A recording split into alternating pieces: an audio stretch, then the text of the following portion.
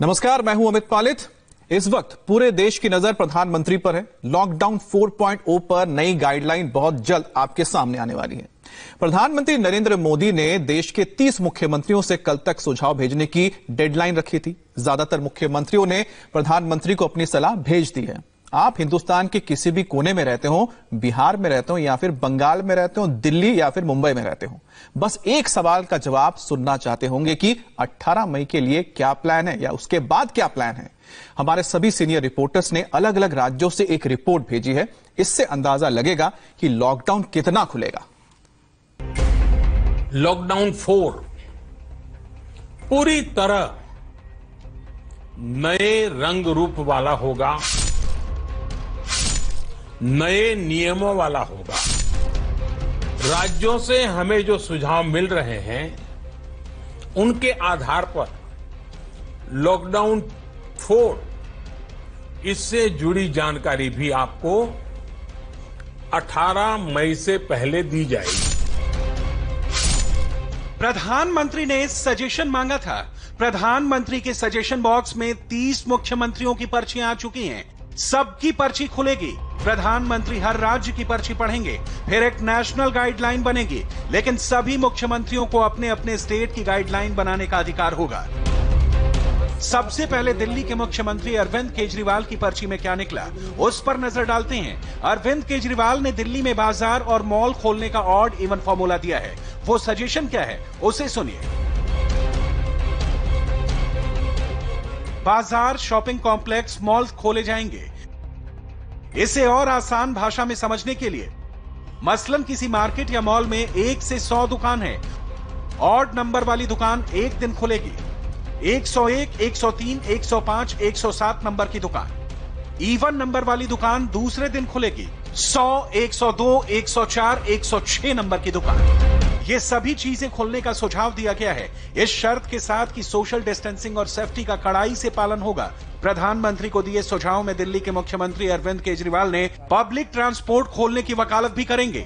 Formula क्या हो सकता है, इसे भी आपको समझाएंगे। लेकिन सबसे पहले ये जान लीजिए कि दिल्ली में किन किन चीजों पर रेड सिग्नल जलने वाला है। Swimming pool, spa, beauty parlour, salon, school, college, hotel बंद रहेंगे। दिल्ली की तरफ से ऑटो टैक्सी, बस, मेट्रो को खोलने का सुझाव भी पीएम के टेबल पर होगा, जिसे सशर्त माना भी जा सकता है। क्या होगा दिल्ली में पब्लिक ट्रांसपोर्ट का फॉर्मूला, उसे भी समझिए। मसलन बस में अगर 40 सीट है तो 20 सवारी बैठाई जाएंगी। एक एक सीट को छोड़कर बैठाया जाएगा। एंट्री से पहले हर यात्री को सैनिटाइजर से हाथ धोने के बाद ही एंट्री मिलेगी। दिल्ली की पर्ची में मेट्रो खोलने का भी सजेशन दिया गया है। मेट्रो को चलाने से पहले उसकी तैयारी शुरू हो गई है, बस नियम का ऐलान होना बाकी है। नए नियम के मुताबिक मेट्रो स्टेशन पर हर यात्री की थर्मल स्क्रीनिंग होगी। मेट्रो को लगातार सैनिटाइज किया जाएगा। सभी रूट एक साथ नहीं खोले जाएंगे। यात्रियों के बैठने के नियम होंगे। जैसे मेट्रो की 40 सीट में एक कोच में 6-6 फीट पर यात्रियों को बैठाया जाएगा।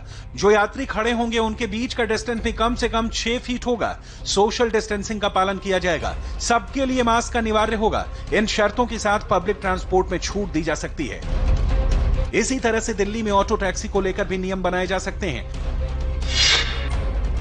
ऑटो में एक सवारी को इजाजत मिले, टैक्सी में 2 सवारी से ज्यादा इजाजत नहीं। ऑटो टैक्सी में सैनिटाइजर अनिवार्य किया जाए। बिना मास्क के यात्री को बैठने की अनुमति नहीं। महाराष्ट्र की पर्ची में क्या है, उसे जानने से पहले इस तस्वीर को देखिए और समझिए। उद्धव ठाकरे ने मीटिंग बुलाई थी। शरद पवार थे, उद्धव ठाकरे थे, आदित्य ठाकरे भी थे। महाराष्ट्र के हालात को देखते हुए उद्धव ठाकरे ने मीटिंग में यह बात क्लियर कर दी है कि हॉटस्पॉट 31 मई तक पूरे लॉक रहेंगे। मुंबई, पुणे, नागपुर टोटल लॉकडाउन रहेगा। प्रधानमंत्री को सुझाव देना था तो आज पिक्चर में एनसीपी प्रमुख पवार लॉकडाउन से खस्ता हाल हुए गन्ना किसानों के लिए राहत पैकेज के लिए प्रधानमंत्री को चिट्ठी लिखी, जिसमें चीनी का एमएसपी कम से कम 300 रुपए बढ़ाकर 3750 रुपए प्रति टन करने की मांग की है। एक्सपोर्ट इंसेंटिव देने और बफर स्टॉक बनाने के लिए स्पेशल फंड की भी मांग की है। सभी टर्म लोन पर 2 साल का मोरेटोरियम पीरियड देने की मांग की है और 10 साल के लिए रीशेड्यूल करने की भी मांग उठाई है। चिट्ठी में उन्होंने एथेनॉल प्रोजेक्ट के लिए सस्ते लोन की भी डिमांड रखी है। कर्नाटक की पर्ची भी खुलेगी, जिसमें मुख्यमंत्री येदियुरप्पा का 4T फॉर्मूला होगा। इसी फॉर्मूले से कर्नाटक ने कोरोना रोका हुआ है। येदियुरप्पा का 4-2 फॉर्मूला ट्रेसिंग, ट्रैकिंग, टेस्टिंग और ट्रीटिंग पर गंभीरता से काम करने का सुझाव दिया है। जिन जिलों में केस ज्यादा है वहां इलाकेवार 50 से 100 मीटर का कंटेनमेंट जोन बनाकर स्प्रेड को रोका जा सकता है। जिले के बाकी इलाकों में व्यावसायिक गतिविधियां और पब्लिक ट्रांसपोर्ट शुरू करने की छूट मिले।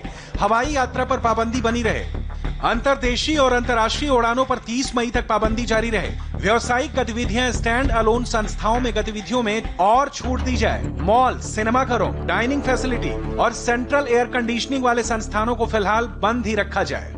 ज्यादा छूट दिए जाने के बाद 60 साल से अधिक उम्र के बुजुर्ग और 10 साल से कम उम्र के बच्चे घर पर ही रहें। इसके लिए खास प्लान तैयार किया जाए।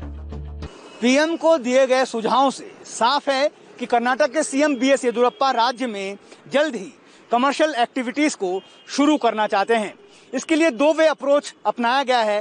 पहला, जिन जिलों में संक्रमण ज्यादा है वहां पर उसे नियंत्रित किया जाए, उस पर अंकुश लगाया जाए। और दूसरा, नॉन कंटेनमेंट इलाकों में कमर्शियल एक्टिविटीज के साथ साथ टूरिज्म को भी शुरू किया जाए ताकि सरकार की आर्थिक स्थिति बेहतर हो सके। मुश्किल मध्य प्रदेश में कहीं ज्यादा है। शुरुआत में जहां एक भी कोरोना के मामले नहीं थे, लेकिन आज मध्य प्रदेश 6ठे नंबर पर कोरोना से जूझ रहा है। मध्य प्रदेश में क्राइसिस मैनेजमेंट ग्रुप की बैठक के बाद लॉकडाउन 4 के लिए जो सुझाव केंद्र सरकार को भेजे गए वो भी सुन लीजिए। ऑड इवन फॉर्मूले के तहत शहर के एक इलाके में एक दिन और दूसरे दिन दूसरे इलाके के बाजार खोलने और बंद करने का सुझाव दिया गया है। अब तक ऑरेंज और ग्रीन जोन में सीमित समय के लिए गतिविधियां चालू हैं, लेकिन लॉकडाउन 4 में रेड जोन को भी छूट दिए जाने का सुझाव जिला प्रशासन की तरफ से दिया गया है। रेड जोन वाले शहर के ऐसे हिस्से जहां कोरोना का मामला अब तक सामने नहीं आया है और ना ही अब वहां कोरोना का खतरा है, उसे खोलने का सुझाव है। रेड जोन वाले शहर के ऐसे हिस्से जहां कोरोना के मामले सामने आ रहे हैं, उसे बफर जोन घोषित कर शहर के बाकी हिस्से को खोल दिया जाए। रेड, ऑरेंज और ग्रीन जोन में सभी प्रकार की धार्मिक गतिविधियों पर रोक जारी रहे। पूरे मध्य प्रदेश में रात का कर्फ्यू अभी जारी रहे। मध्य प्रदेश के सभी ग्रामीण इलाकों में लॉकडाउन के दौरान छूट जारी रहेगी। भीड़ भाड़ वाली जगहों मसलन मॉल, सिनेमाघर, gym, swimming pool, spa, salon बंद रखने का सुझाव। प्रधानमंत्री के सजेशन बॉक्स में गुजरात की तरफ से भी सुझाव भेजा गया है। मुख्यमंत्री के घर पर मीटिंग बुलाई गई है। मिनिस्टर और अफसरों के साथ मिलकर सजेशन का ब्लूप्रिंट तैयार कर केंद्र को भेजा गया है। जो सुझाव गुजरात से आए हैं उसकी लिस्ट इंडिया टीवी के पास मौजूद है। रात में लॉकडाउन बरकरार रहेगा। टाइम पीरियड बिजनेस में छूट। कंटेनमेंट जोन में कोई छूट नहीं। एमएसएमई इंडस्ट्री को खोला जाए। सड़क निर्माण में भी छूट दी जाए। सौराष्ट्र में औद्योगिक इलाके खुले। कंटेनमेंट जोन में वर्कर को इजाजत नहीं। होटल, रेस्टोरेंट, मॉल, सिनेमाघर बंद। हेयर कटिंग सैलून कड़े शर्तों के साथ खुलें। दूध, दवा, सब्जी, फेरी वालों की हेल्थ स्क्रीनिंग कार्ड बने। हेल्थ स्क्रीनिंग कार्ड हर 7 दिन पर रिन्यू हो। जो सूचनाएं हमारे पास आ रही हैं उस हिसाब से गुजरात सरकार लॉकडाउन 4 में कुछ ज्यादा रिलैक्सेशन देने के मूड में है, क्योंकि व्यापार और उद्योग धंधे को पटरी पे लाने का एक बड़ा टारगेट है।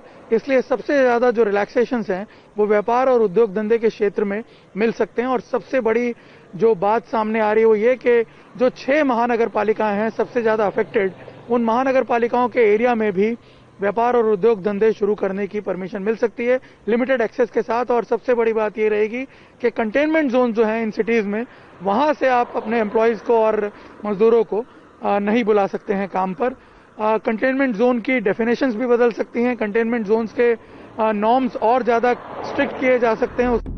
कांग्रेस की राज्य सरकारों की तरफ से लॉकडाउन 4.0 के लिए कुछ खास पॉइंट पर सजेशन आए हैं, जिसमें से मुख्यमंत्री अशोक गहलोत की सजेशन स्लिप से क्या एडवाइस आई है उसे देखिए। मनरेगा की तर्ज पर शहरी क्षेत्रों के लिए भी रोजगार की गारंटी। राज्यों को किन गतिविधियों में छूट देने के पूरे अधिकार मिले। सामाजिक सुरक्षा पर जोर देने वाली योजनाएं लाई जाएं। रोजगार के संसाधन बढ़ाने के विकल्प तलाशे जाएं। टिड्डी नियंत्रण में मिले सहायता। जीएसटी क्षतिपूर्ति को 5 वर्ष और बढ़ाया जाए। 30 मुख्यमंत्रियों के सजेशन बॉक्स में योगी आदित्यनाथ की भी एक पर्ची है, जो प्रधानमंत्री की नजरों से गुजरेगी। योगी आदित्यनाथ की तरफ से क्या सलाह भेजी गई है उसका भी ब्यौरा सामने आ गया है। थोड़ी छूट के साथ 31 मई तक लॉकडाउन 4 हो। कॉमर्शियल और इंडस्ट्रियल एक्टिविटी के लिए ज्यादा छूट दी जाए। पब्लिक पर सख्ती रहे। कंटेनमेंट जोन में सख्ती ज्यादा बढ़ाई जाए। मॉल, सिनेमाघर, मल्टीप्लेक्स, होटल, जिम न खोलें। प्रवासी मजदूरों का कोरोना टेस्ट जरूर किया जाए। आगरा, मेरठ और कानपुर में ज्यादा सख्ती की जाए। मार्केट में दुकानों की नंबरिंग की जाए। बाजार में ऑड इवन नंबर से दुकानें खोलें। भीड़ ना जमा हो, दुकान पर स्टाफ कम हो।